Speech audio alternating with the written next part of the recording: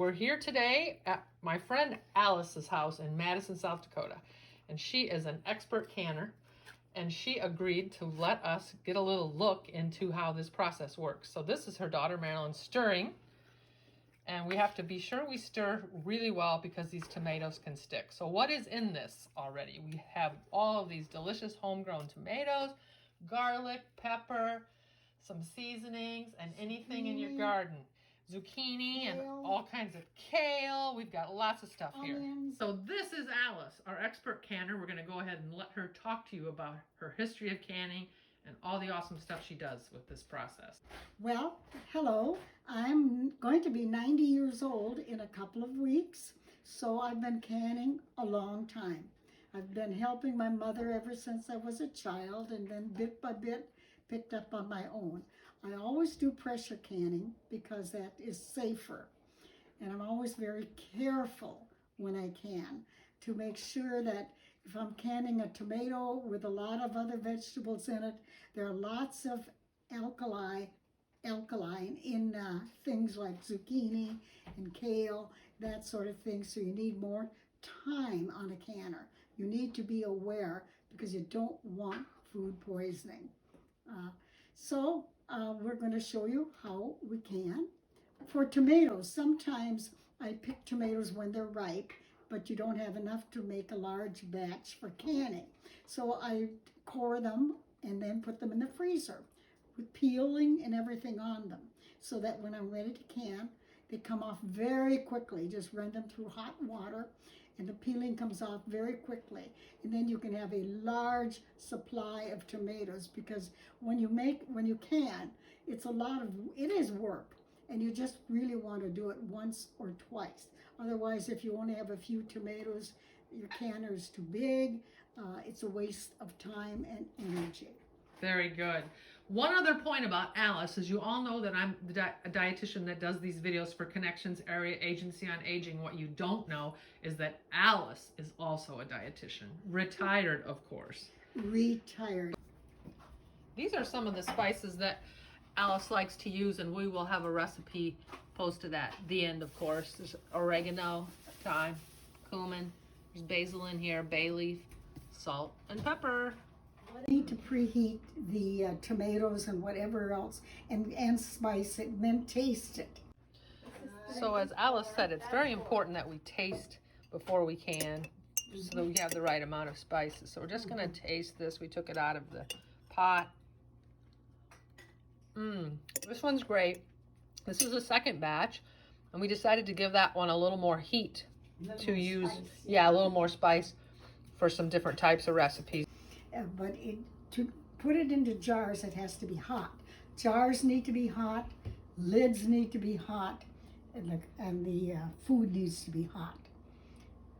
Otherwise, you don't get a good seal. I got all my canning supplies at Salvation Army. Well, and how long ago would that have been? Probably 50 years ago, right after we were married. It's fantastic. So that has had good use. So you're going to go ahead now and fill the jar. Fill these jars to a certain height. Well, within 1/2 inch of the top. Then you have to, first of all, I check the lid, the top of the jar, that's not cracked. Because if the jar is cracked, then it will not seal. We're filling the jars. The funnel is important to have a funnel, because otherwise you slop on the sides and it will not seal if it isn't perfectly clear.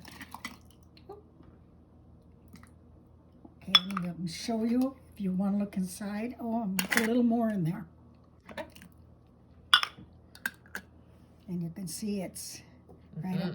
And then Marilyn's going to clean that off for me. Put a lid on. And lids and rings are especially hard to find this year. Yes. In 2020. Impossible at this point. Likely due to the COVID and people doing a lot of their own canning. Yes, it's a first. In all the years that I've canned, I've never had trouble, ever, finding lids. So the lid and the ring. And you need to make sure that the ring goes on right. correct. You can't have it off kilter. Again, it won't seal. Sealing is very important in canning. So now they go into the canner, which Alice also said is probably around 50 years old. But you can buy these still. They're pressure cooker yes. canners. Yes, you can. I'm sure. Okay.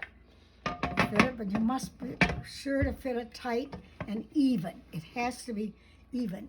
And you have to have the petcock, I think it's called, out. Let the boiler boil for about 8 minutes to let the air out. And we're going to now put the petcock on so we get pressure. You want to put it on very, very tight. And then turn the heat up so it will, turn it this way so I can read them. And I want 10 pounds of pressure. And I don't want more pounds and I don't want less.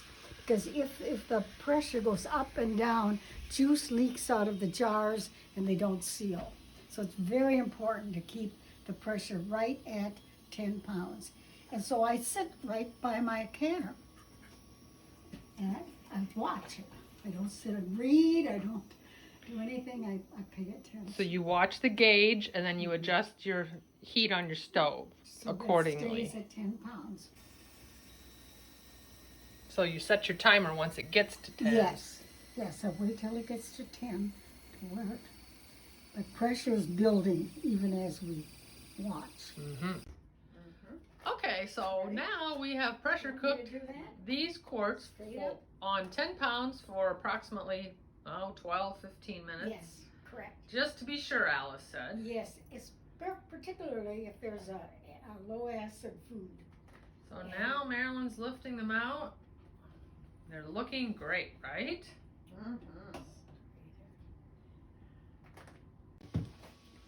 Okay, this is the first batch that came out of the pressure cooker, and they've been sitting here a while cooling, and I don't think we'll get it on film, of course, but they will make a little popping sound when it completely seals. Another way you'll know that it's sealed is that it dips a little bit and it sounds hollow. See, that's sealed. Whoop, that one is not sealed. But that will seal as it cools. So it doesn't make any noise at all when it's sealed because it's tight. Excellent.